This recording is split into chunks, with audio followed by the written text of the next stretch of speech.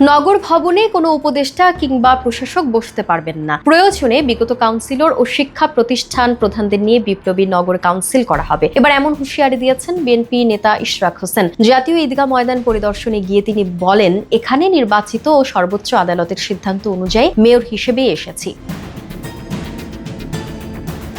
ইশরাক বলেন, এটা আমার দায়িত্বের মধ্যে পড়ে। আবার ঈদের দিন যারা পরিষ্কার পরিচ্ছন্নতার কাজ করবেন তাদের সাথে মাঠে থাকবো আমি। অন্তর্বর্তী সরকারের উপদেষ্টা পরিষদ নিয়ে তিনি বলেন, তারা তাদের নিরপেক্ষতা হারিয়েছে। এই পরিষদের আওতায় সুষ্ঠু নির্বাচন সম্ভব নয় বলেও দাবি করেন তিনি।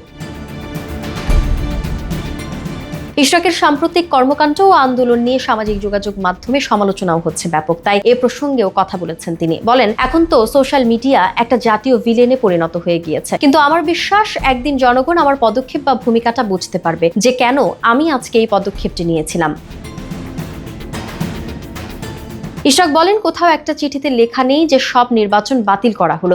আর যদি হয়েও থাকে, আমারটা ছিল সাব জুডিস, অর্থাৎ কোনো নির্বাহী আদেশে এটা বাতিল হতে পারে না। অনেক ব্যাখ্যাই সরকার দেওয়ার চেষ্টা করেছে, অনেককেই তারা মাঠে নামিয়েছে, কিন্তু তারা কোনো আইনি ফাঁকফোকর পাচ্ছে না বলে উল্লেখ করেন তিনি।